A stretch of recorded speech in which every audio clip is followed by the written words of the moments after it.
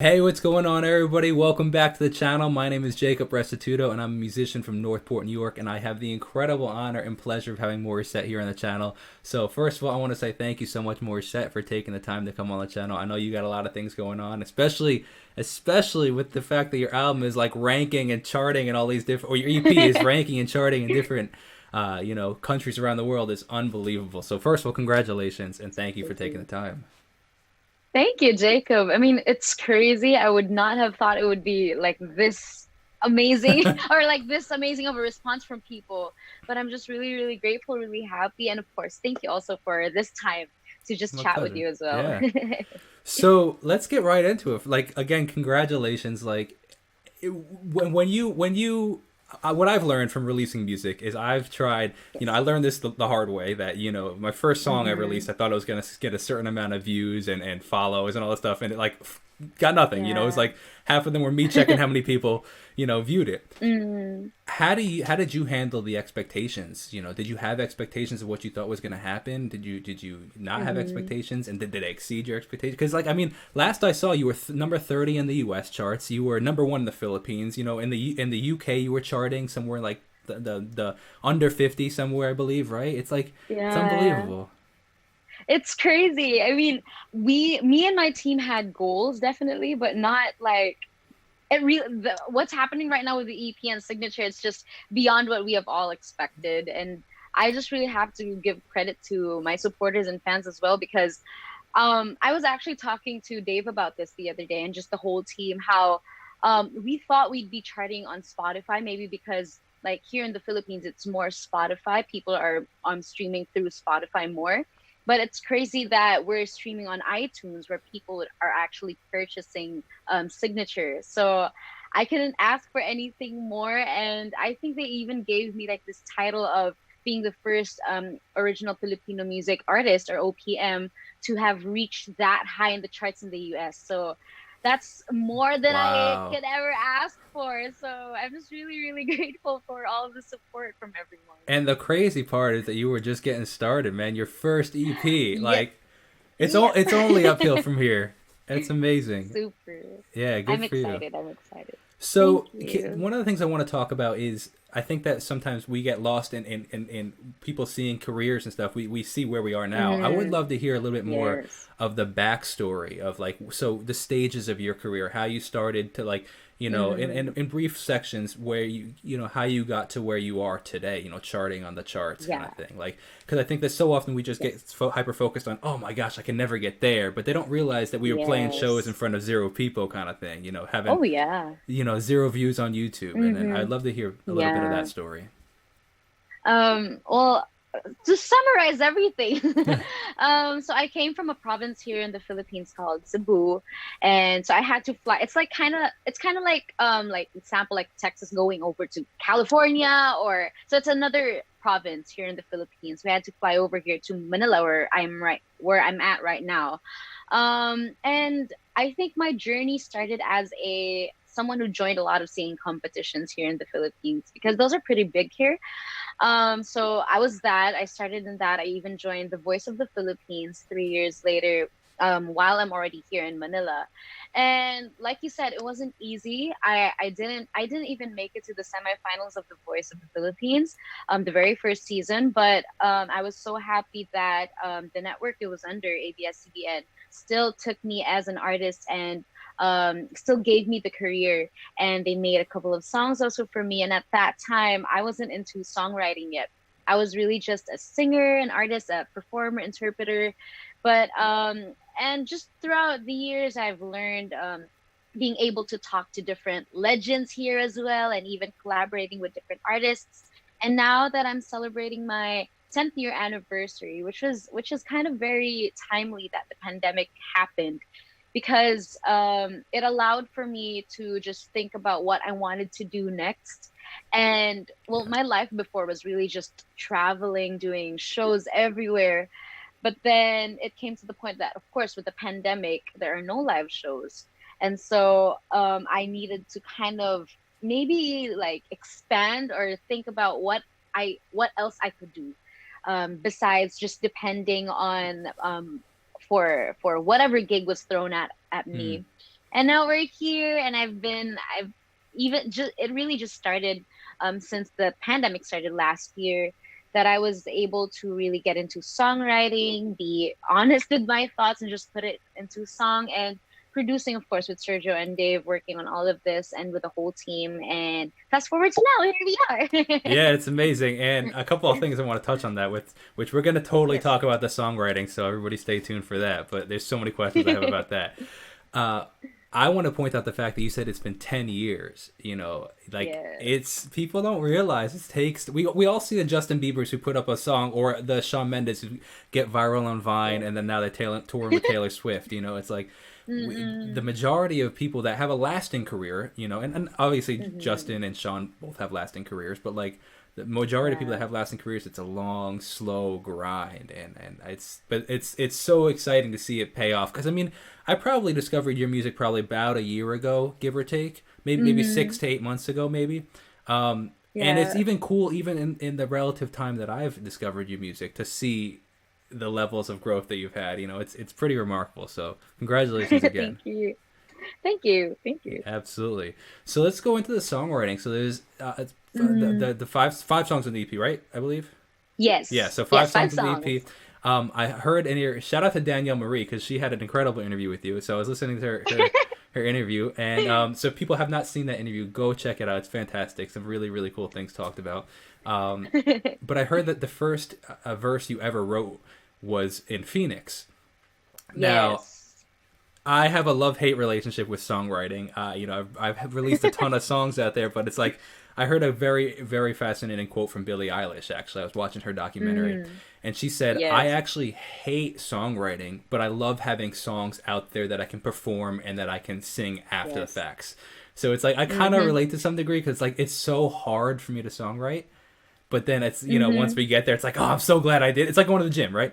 So I want to know Yes. Yes. how the experience changed for you from writing your first song, you know, your first verse on Phoenix, Mm. you know, to finishing the whole Yeah. 5 song EP. You know, that's a lot of songwriting to Mm-hmm. do. So I'm curious how things were Yes. unexpected, or you know how they changed in the process, if any. Yeah. I think just because I've really just started songwriting a year ago, and if it weren't for Dave, he's actually more of the songwriter between the two of us. So he really guided me with what lines sounded nice or what worked in a song or not. But with Phoenix especially, we were in two different places, and he created the verse and the chorus for me, or he was just putting out the song, and he said maybe this is the song you'd like. And so I listened to it, and I even played it on my keyboard over there. I asked for the chords, and I told him, okay, I think I'm kind of inspired right now. I'm gonna try to write like a verse or maybe a line. Maybe I tried to throw out some lines out there, and then I ended up with that whole verse. And so, well, I've been denying songwriting for the longest time, just because a lot of people have actually been trying to tell me that I should go into songwriting, because it's one thing to just be a singer, and Mm-hmm. it's another thing to be an actual artist and be like working on your craft. Sure. And I guess especially before, I was already kind of occupied with just the traveling and all the shows that was coming my way. Although I was singing covers, well, I was able to just earn already, so I didn't really think about going there yet, or maybe trying to get into songwriting yet for the longest time. But then what I really learned with songwriting is I just really have to, it's really a collaboration. It's really a collaboration, whether it's just within me, or whether it be me and Dave, or me with another person. It's just really also trusting that it's like, how do you say it? It's like it's a trial and error sometimes, a hundred that percent. you never know what's gonna work, because sometimes like in your brain it doesn't really sound good, Yeah. but then if you put it out there and then Dave says, oh, that's actually a nice line, or even when I'm not really thinking about song or like lines for a song, he Yeah. just like take note of some stuff that I'd use in a sentence or in a conversation. He say, we could use that. We could use also use that. So I mean, it's challenging for me, of course, because it's really just my first time in all of this. But I'm growing, I guess.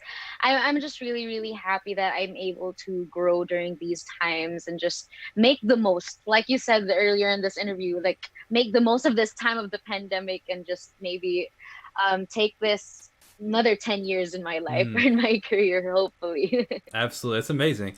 It's amazing. And one thing that I find really fascinating with certain artists, and you're doing a great job at it, is some artists get stuck as cover artists, but then some artists Mm, don't, and some artists are able to break from the covers, and yes. really that people love their original, and that's what I find so fascinating, and I'm trying to like kind of dissect it every time I talk to an Mm, artist that does covers, and like, but your covers are well known too, that like people love your yeah. covers, but they're not just like I've found the alternative is where some artists just get famous for doing their covers, and then when they come out with an original work, Yeah. people are like, oh, cool, but like I really want to hear you sing Ed Sheeran kind of thing, and it's Yeah. I just find it so fascinating. I'm curious if that's something intentional that you've tried to do, where that people are interested in both, or if it's you just kind of just naturally fell that way. Well, because definitely I started with Sure, covers. most people do. I feel. And yeah, they do. And I think, well, because I actually already had some originals out before, like a couple years ago, but definitely not my work.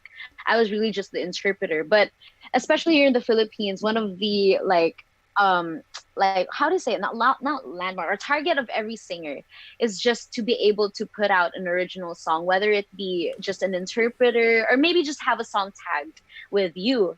So I already had that song out before, and it was those ballady types, like the very Whitney Houston, Mariah kinds. Sure.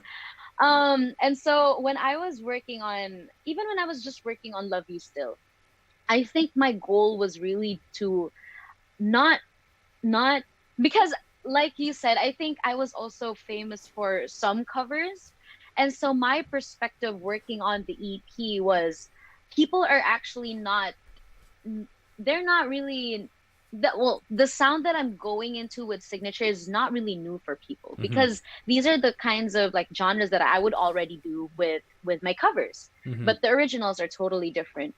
And so I kind of just wanted to transition my supporters that it's really nothing different. I'm singing the same kinds of songs, but the difference is they're my stories or my perspectives. And but it's definitely challenging because even up till now people still look for the same kinds of songs that I would sing before, like the very classic ballady songs, and I have no problem with that. It's just that right now I'm really focusing on just my originals and putting my voice and the different like palettes or techniques I'm able to put out in a song with my Mm-hmm. originals. And but of course I can always go back to the classics anytime I want in the future.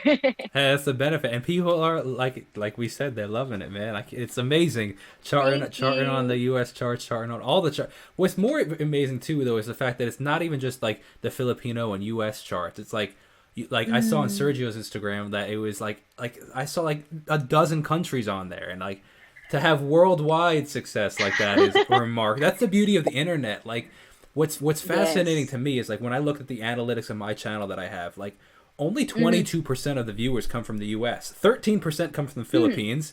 Like it's just it's fascinating this, Ooh. and then everything else is like, broken down from there. So it's just the world is Yes. so segmented. Like it's like you have fans in, the Ukraine, you have fans in America, you have fans in Russia. It's just it's amazing. Right? It's pretty remarkable.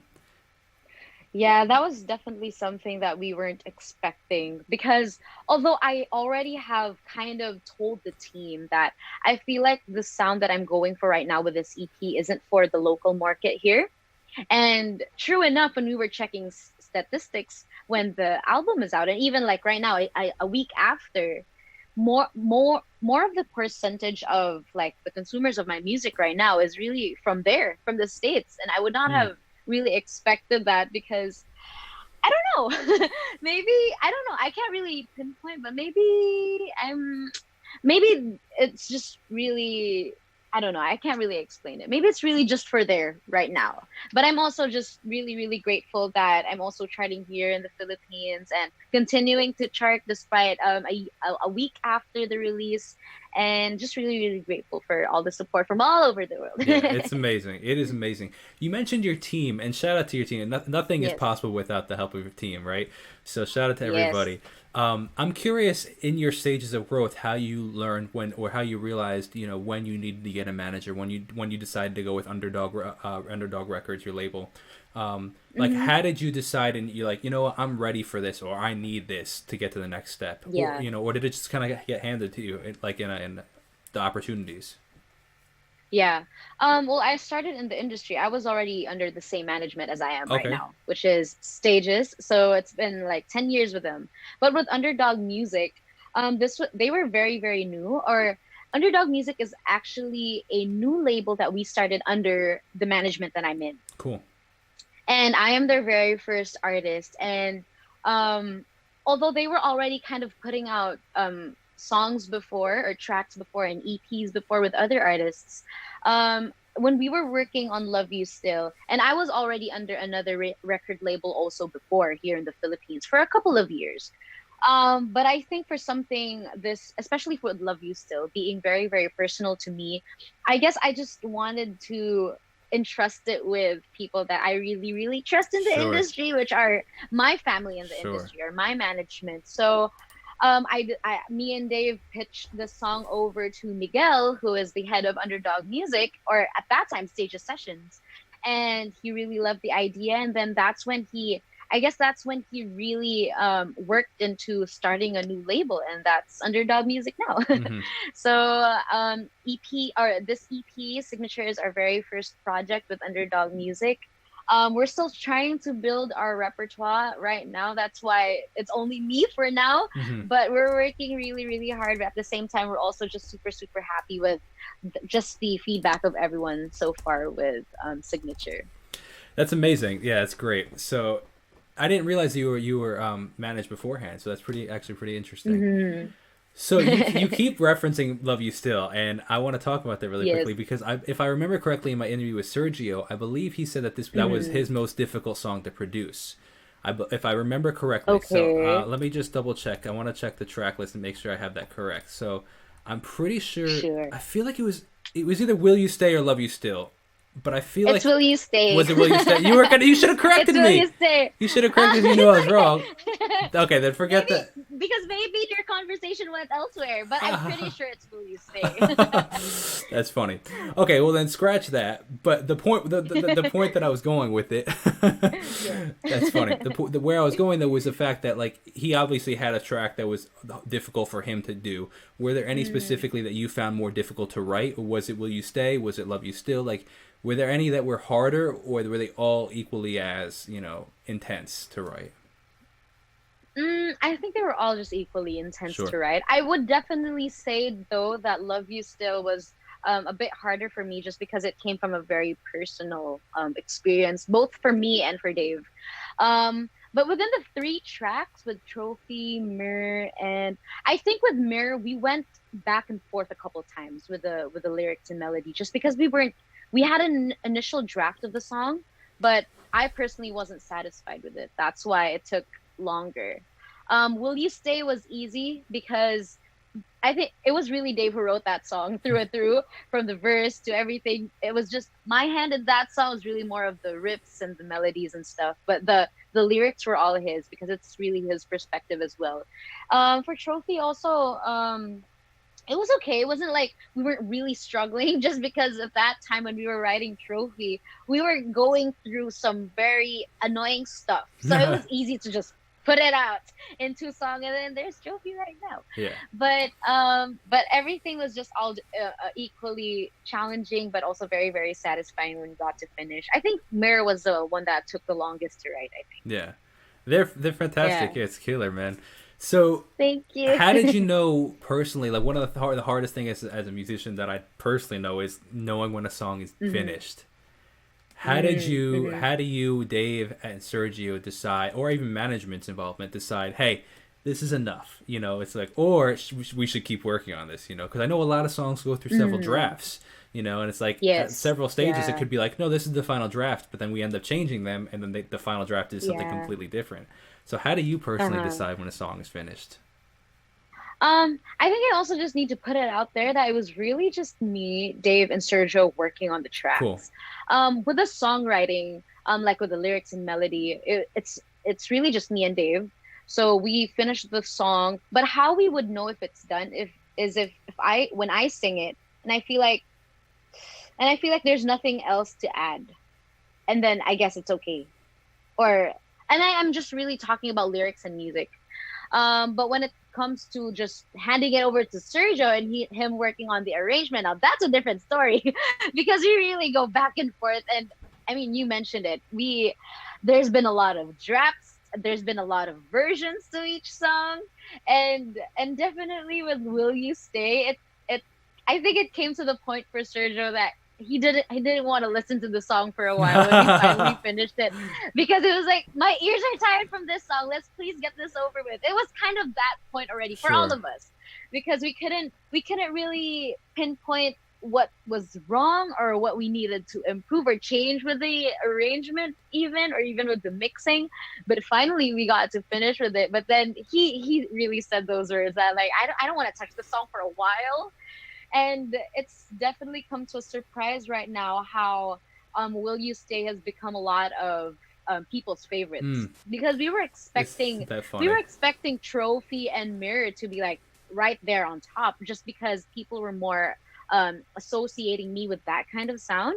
But then we were really surprised it was more Trophy and Will You Stay on like trying to be at par right now. So yeah. Yeah, that's fascinating.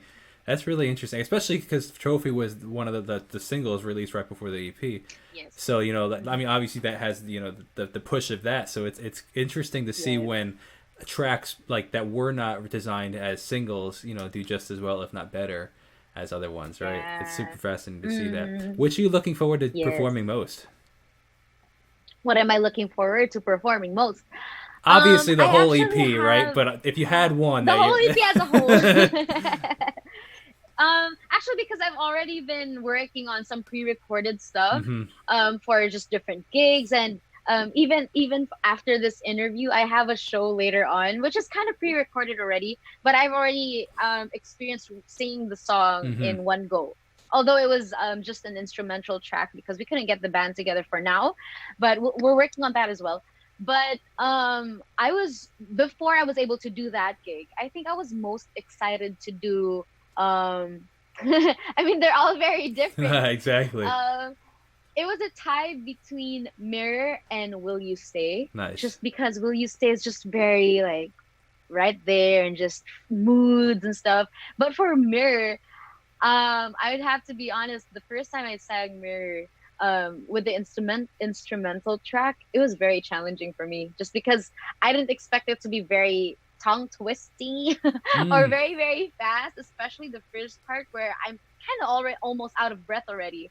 Like of course if you're in a studio that's easy, but then when you have to do it live it's another story. Absolutely, it's funny So yeah. when you go back into the when you're like in the studio and you do it, and then you like have to sing it live, and you're like, how did I do this? Like, I don't know how did I Right. phrase this, or like it's and it is funny. Like Yeah. it's made it impossible for myself now.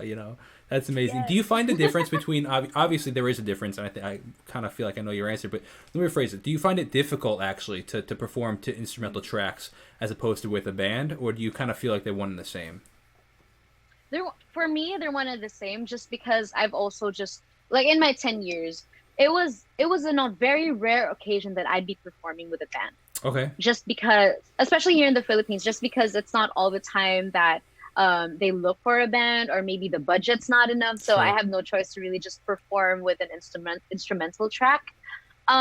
But I think with this EP, just because they're also my songs and originals, I would kind of have more like I could maybe change it up a bit if I want the tempo a little slower, we'd go for it. Yeah. That's why I'm also just excited to put out the stuff that we're working on, just more content for everyone, where we also just worked on live performance videos for everybody. So I hope they're gonna enjoy that That's one as cool. well. Yeah. Well, Thank we you. definitely love the live performance ones. They're wildly entertaining and impressive to watch. Every time I watch your videos, I'm like, Thank shoot, man, I you. need to go practice my singing, kind of thing. It's unreal, man. Oh, It's pretty remarkable. And going from that, thank actually, I you. want to go into some questions. I put some feelers for the subscribers to ask some questions. So, Sure. so this first question, shout out to one of my friends, Emily Shuett, is an incredible singer, and I've worked with her on a bunch of my tracks. She has a question for you. So I put the feeler. I was like, and she Okay. answered. She's like, "Oh, that's so exciting!" Like I was like, "Oh, snap! Know Morissette." She's like, "Yeah, I saw her videos years ago." So it's just amazing to see your reach. But Um, she wants to know. She's a great vocalist, but she wants to know how you maintain and improve your vocal health. How do you, maintain your vocals, obviously as you're singing and stuff, but also how are you trying to mhm. continually try to get better too? Mhm. Actually, in the 10 years, there have been a couple of times that I really lost my voice, like Mm, zero. And especially back in 2018, I had a show, or I had a big concert in one of the biggest venues here in the Philippines, and then I had to tour it. And so what not a lot of what a lot of people don't really remember for performers, like especially mine, especially me, is that when you're traveling, of course your voice also changes because there's so many aspects I mean, of course, the traveling, the different time zones you're having to face, the different weather conditions you're having to face. And of course you have to really take care of yourself during those times, when you're traveling and before the concert. But it really came to the point, and my fans know this. I had a huge concert in Dubai, but it was during the hottest time of the year there, and I don't know what happened. Just 10 minutes before the opening, or before my opening song, I lost my voice completely for no reason, and that's we really horrifying. couldn't. It was the first time that happened to me, Oh and my it was on gosh. a show that I Yeah. was headlining, so it's super hard. But I mean, there were stuff that needed to be done. Long story short, I was able to push through with the concert with maybe 60% voice. But this is why I also tell people that the pandemic happened at the perfect time for me, because it really just allowed me to rest my voice. And I did exactly that. For the first couple of months when the pandemic hit Manila, I did not do anything. I did not even sing because I mean, I guess I my voice just needed it, and I needed it. Mhm. I was at the point of just burning out already. But of course, I needed to push through with the shows and events that I was committed to do. Sure. But how I really take care of my voice right now is really just, and it's weird, and it's not the same for every singer, I guess. I try to not sing. I just It's like exercising. It's like exercising your body, that when you do stop to exercise, it goes on that break, and then it's hard to sing or exercise again. So I kind of treat it the same way with my voice, where I need to keep singing, or at least to talk. I need to talk to at least have those vocal cords running, rather Sure. than not singing at all and just having that break. But yeah, it's really just that, and especially here in the Philippines, I need to stay hydrated because the weather's been very moody here lately. It's been dry, and then very humid, and then rainy, and then sunny, and then on top of that, there's the pandemic.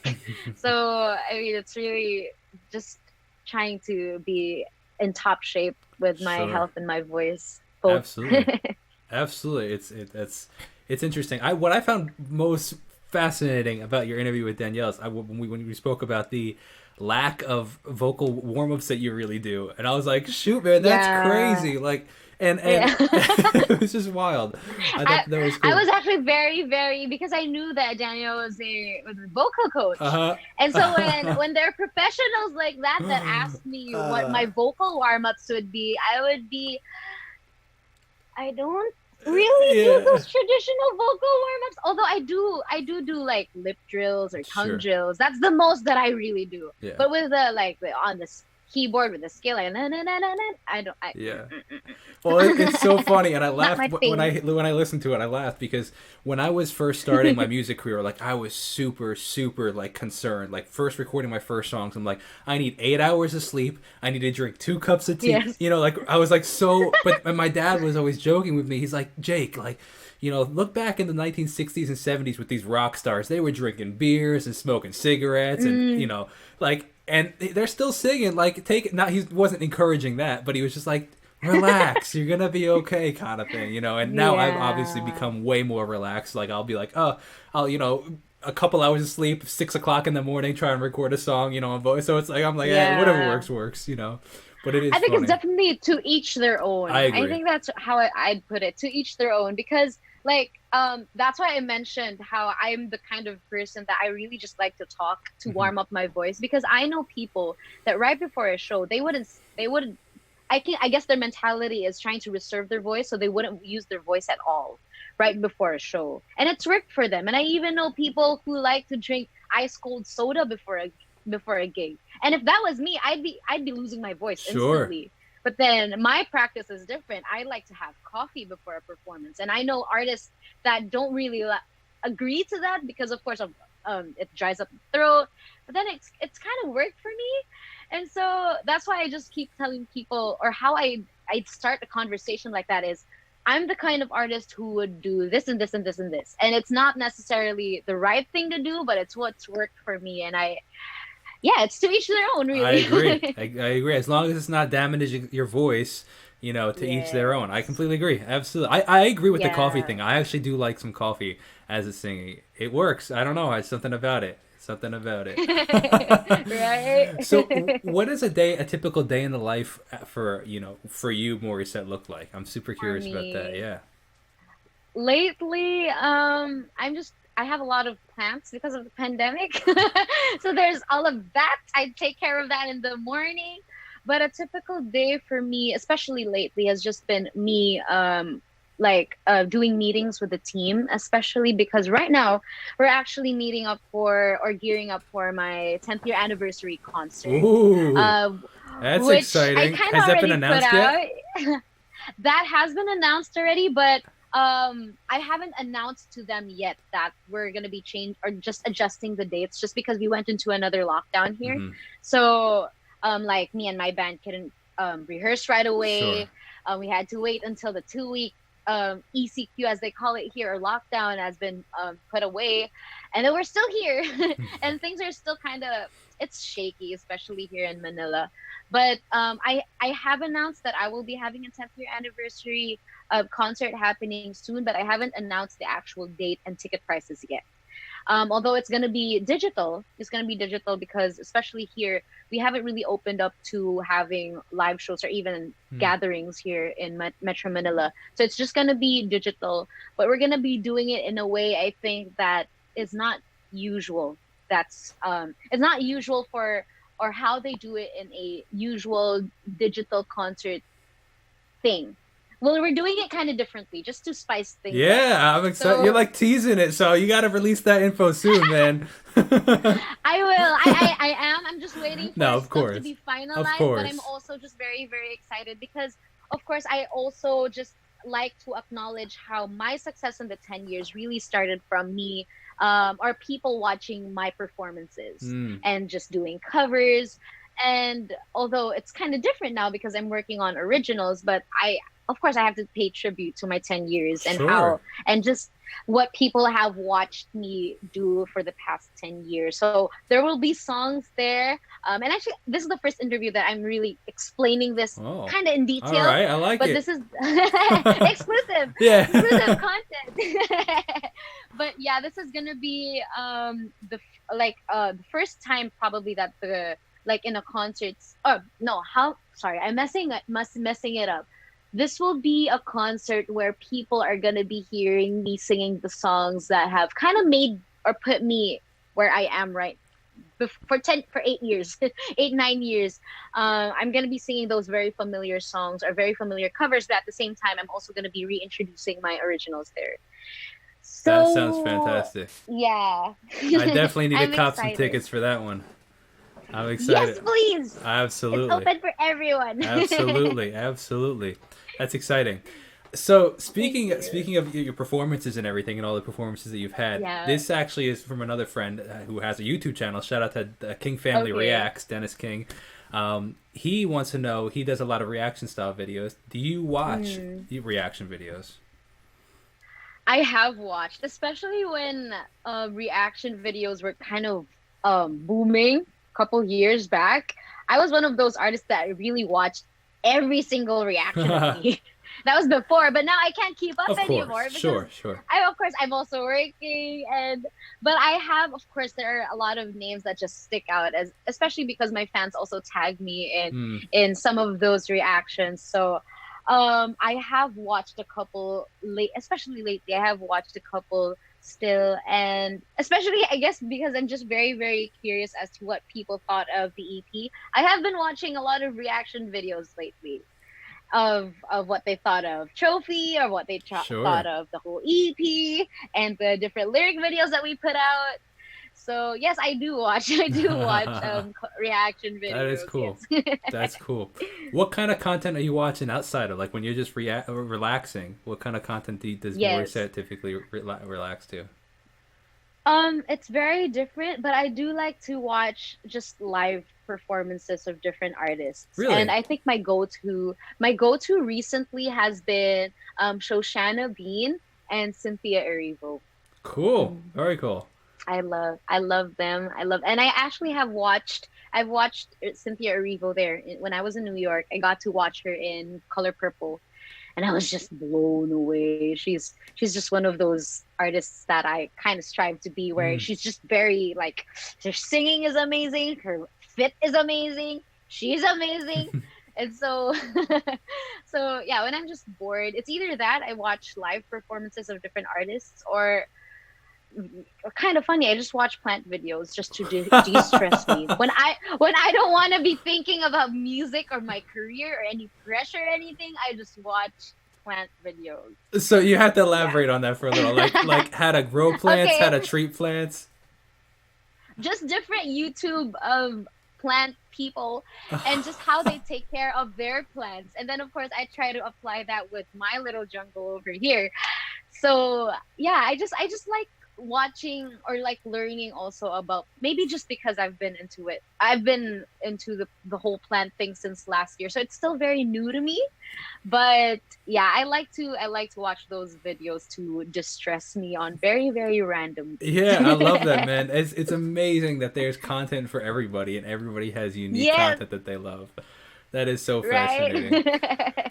So you mentioned two people that you're watching right now, two singers that you're watching, and I'm curious, who are some up and coming singers that, like, some relatively new to the scene, that you are really enjoying their voice, their music, whatever the case may be. Oh, like right now? Yeah, like relatively new. That, for example, as opposed to some people that you looked up to, like growing Mm, up, rather than your influences. I'm curious who you're liking now. right now, I think one of the artists that really caught my attention, or me and my team's attention, really is Jamie Miller. Jamie Miller. So it's actually funny because I've never heard of him before, but Dave was like telling me about him, and so he told me that he was also following me even before, Mm. and then his song "Here's Your Perfect" blew up, and so okay, wow.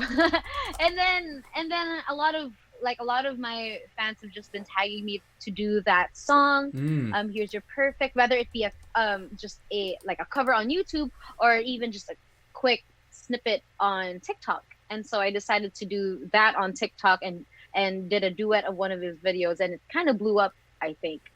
And so yeah, I followed back Jamie Miller, and then we're kind of just going back and forth with stuff that we can do in the future. So but Wink, yeah, it's wink. it's it's wink wink. I mean, whenever that will be, if Sure. I'm able to fly there to the Yeah. States, or he's able to come here. And he did share that he was scheduled to come here to the Philippines to do a couple of stuff, but then of course the pandemic hit, Hmm. so it's kind of tricky right now. But we are working on some just some small collaborations for people that I think they'd like.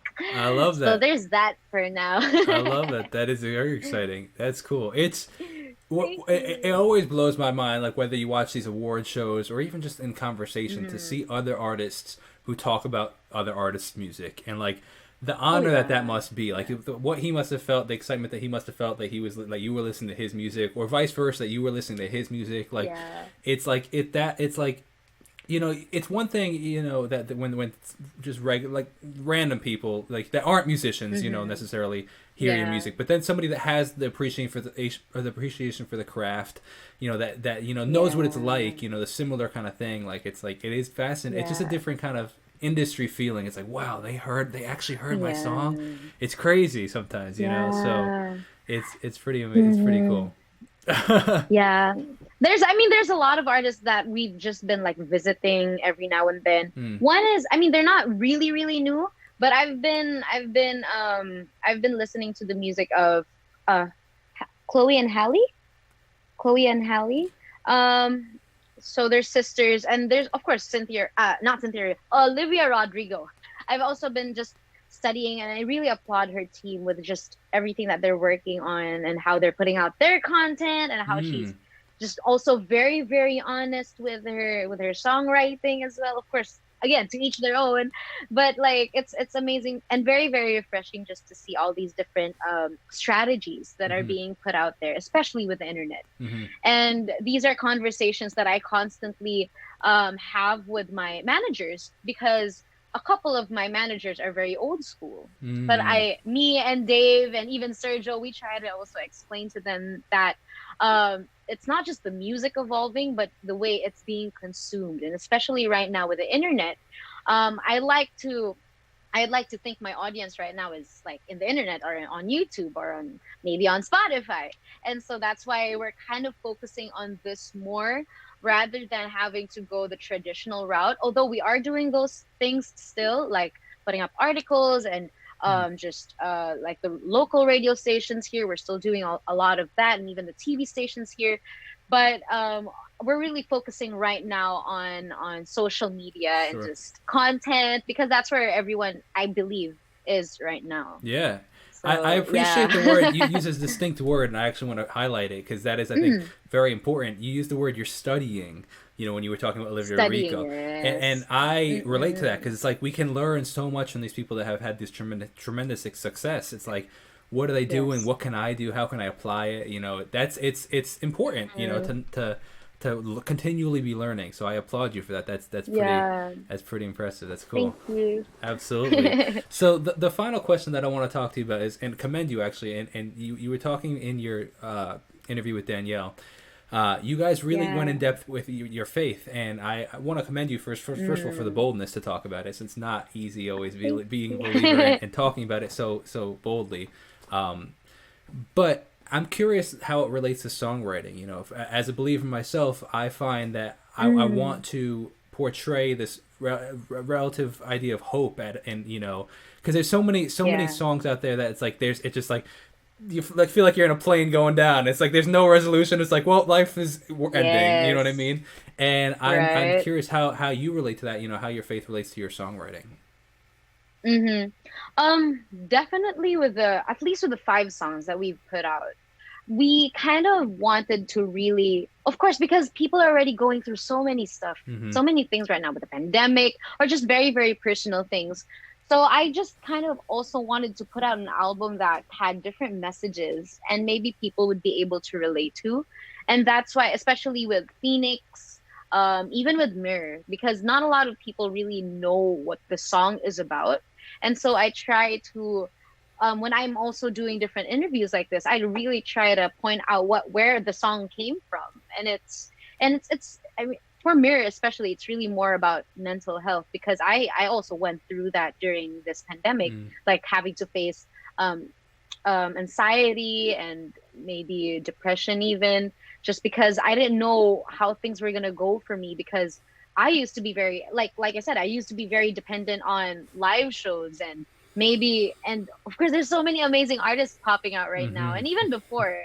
But I guess it's just so much more faster right now because of the internet and the trends. Mm. So I can't help but have those voices also in my head. And even with the whole process of working on the EP, I'd have moments of like, should I really put these out? These thoughts are very Hmm. personal, or I'm not even sure if people are gonna agree to what I really think or how I really perceive life, and just all those different things. But then I just really went back to what's true to me, and if Mm. it resonates with you, then great. And then that's to top.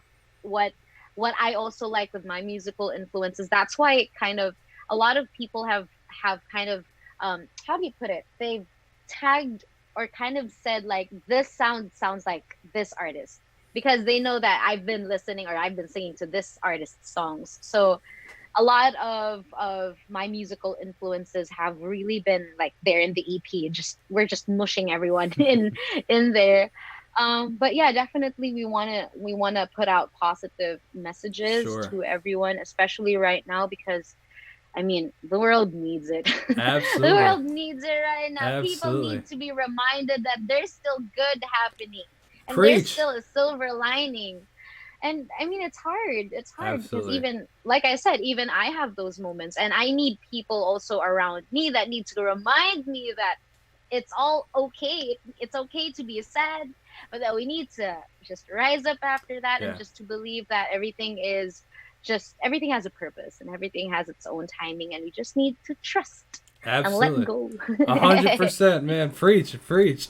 Absolutely. So, just piggybacking on that, how do you typically Yeah. handle, those ups and downs, especially as creatives? I feel like we swing either we're on like a Mm, euphoria or we're down in the pits.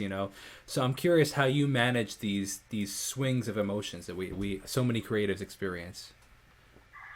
I mean, I really have those days where I don't want to do anything. I relate to And that. I think I'm because I mean, and I'm not ashamed of that because well, I mean, we're humans. Yeah, We're humans, and especially, and I think creative people are wired differently.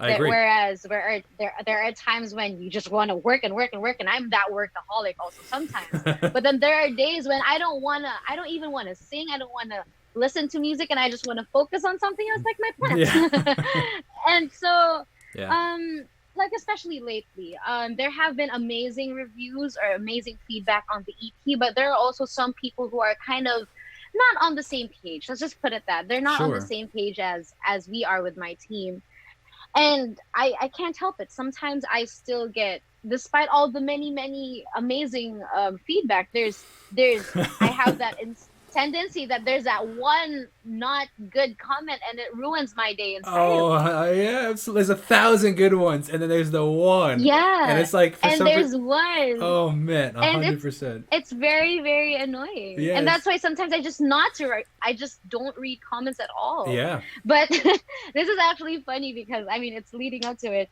but so I was going through that phase in the last couple of days, even when the EP was out, and I was with Dave and I was telling him like I'm just so annoyed or I don't understand why like there's these people who have Sure. certain expectations and don't really understand, but they have a lot to say, Yeah. but then they say all these things. And so Dave put it this way that he said, okay, think of think of your haters or your bashers as like maybe gray hair. So like example, if I had one gray hair, would you really just stress about that, where you have all the other hairs in your head that's doing fine or they're still shiny, they're okay. And then another analogy that he put in is like think of them as pimples. Okay. Let's see where we're going with This is this one.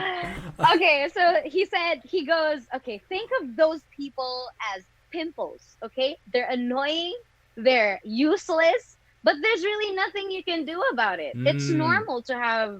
It's normal. That's why I need yeah. Dave and people like that in my life because, It's and important to it's have it's people. just really right, and it's just these are the people that, and I mean it's really Dave. He really helped me just go through all of this. But yeah, he puts out those different analogies for me to kind of make me feel better. At the same time, he really puts those points out Yeah. that every time I'm stressed about people, he would say they're pimples, babe, they're pimples. Yeah, I love it. Okay.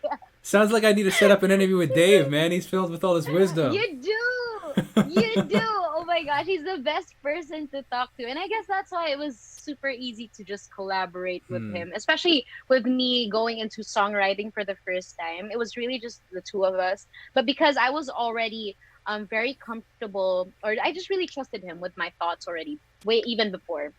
Um Working on a song, it was easier to just make mistakes, or maybe because it was already with someone that I was already comfortable with.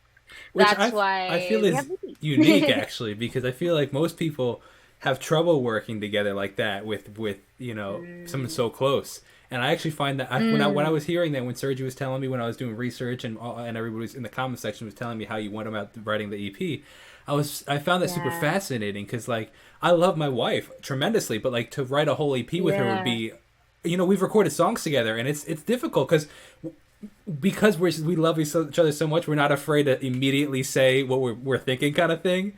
You know what I mean? Where it's like, yeah, if I yeah. work with somebody else, I'm like, I'll say it in maybe a different way. so Yes, yes. I And that was was my surprised at tendency that. before. Mm, That was my tendency before when I started to write, wherein, well, before, of course, before, like my dad would always push me to, or try to encourage me to write songs. And then I would try, but then there's always that like filter in my brain. sure, Like, what will people sure. think? Or maybe I'd be judged, or maybe they won't accept of me thinking of Mm-hmm. things like this or something. And so yeah, that why I guess that's why I really just struggled with songwriting before, because I was constantly filtering myself or Sure. blocking myself. And so right now I'm just learning to be more carefree and just letting it all Yeah. out, and if it sounds good, then good. If it doesn't, we'll find another way to say Yeah. it. So it's just like navigating around all of that. It's really, I guess it's just really important to be, at least for me, in my early stage of getting into songwriting and producing, I really value the people that are in my team, because I've just found it comfortable to grow with them, Mm-hmm. rather than I'm experimenting, or even if I'm just going into songwriting for the first time and then I work with other people. I think that would really be a struggle, Mm. because you can't help but think, oh no, what is this person gonna think about me? But of course, again, it's two different, to each their own. To Absolutely. each their own. And I personally just, I love working with my team. That's why here we are. Yeah. Here we are with all of it. And you know what? You Yeah. you guys hit a home run and knocked it out of the park. It was fantastic. Obviously, like people's compliments are one thing, but like actual physical Hmm. data is another thing. You know what I mean? Like where it's like, hey, like Yes. we could say as much as we want, but like if it's not received from the Hmm. people, then like then what is it even? So the fact that Yeah. it's actually the people have spoken, and it's on it's trending Oh, or charting, and that's impressive. So I want to thank thank you first of you. all for releasing the EP, and taking the time to record it. And it's a labor of love. People don't realize it's work. It It's not just is. singing. It's like it's work to sit and write Yeah. music. So I relate to that, and I want to thank you for actually putting in the work. And I also want to thank you for taking the Thank time to come on for an you. interview. Of course. I mean, I enjoyed this interview, and I always just really like to be able to share the process Sure, behind everything. sure. Just because I was also that artist when I was starting off, the songs were just handed down to me, like Mm-hmm. you said. And so I didn't really see everything that happened behind the scenes before the song was even finished. The song is finished and I come in to record. And so just it was very, very humbling for me to really see the production side of things. Mm. Like how much patience it took, how much patience it took to be able to create the song, and Sure. even the going back and forth of me and Dave and Sergio, like the songs going back and forth. It really tested my patience a lot, because I Absolutely. didn't think it was going to be that hard, or I didn't think it was going to take that long. And so that's why I'm just also I get excited doing these interviews, because I also want to show people this side, because Sure. it's hard. And of course artists and maybe performers have faced this for the longest time, where people have certain expectations towards them. And so I guess I just wanted, especially my fans and supporters, I really want them to understand all of this, that Yeah. there's all of this that needs to be done Yeah. before all of that you guys are already enjoying right now.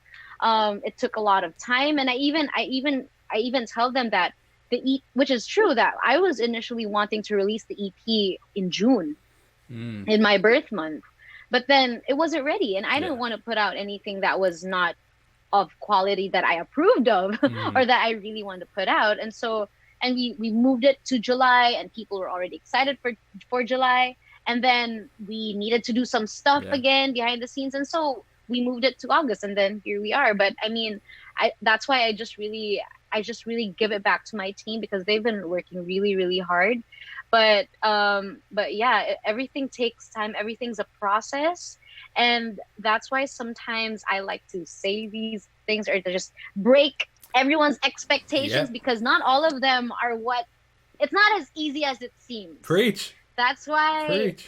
that's why people just need to be more understanding, because like us artists, we're also humans, and it's not I mean, I suddenly just remembered that we started this conversation, that it was like, for me, it was a 10-year process for me to get to where I am right now, and going into songwriting. And although I have I have earned a lot of recognition already in the past year, and a lot of success, but for me, or me going into songwriting, is kind of like me starting over again, because it's another side. It's another side that I'm Sure. sharing with people, and not just my voice. And I'm just really, really grateful for everyone's support, and just being able to just be with me and stick with me throughout this journey. I'm just also very excited to bring everyone along with me to the next 10-20 years in my career and Amen to my that.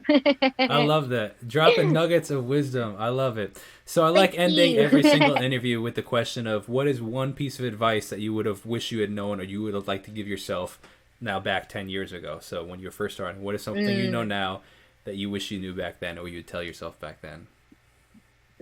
I think I've already mentioned this throughout this interview, Sure. but it's definitely that it's not as easy as it seems. Amen to that. Because I remember, even before I started my career, that it was just me and my family, and we thought, I mean we had already studied how the celebrity life would be, and of course it took a lot of sacrifices. But now being here, I mean, it's a lot. It's a lot. And not a lot of people understand just the struggle that all these artists and musicians have to go through to be able to put their music out there, even just to sing for people. Yeah. It's not easy. It's not easy, because we can't deny there's also politics in the industry. So I Absolutely. mean, that's why we have to be really understanding of people. And so, but from my experience, it's really not to give up, because like I shared, I even joined another competition, or another TV competition, before I joined The Voice of the Philippines, and I even didn't win that one also. But that didn't stop me from believing in what I could do, Yeah. and what I can do, and I will be able to do. And Amen. so 10 years later, despite not winning any of those competitions I Come joined, on. here we are. Exactly. I love that.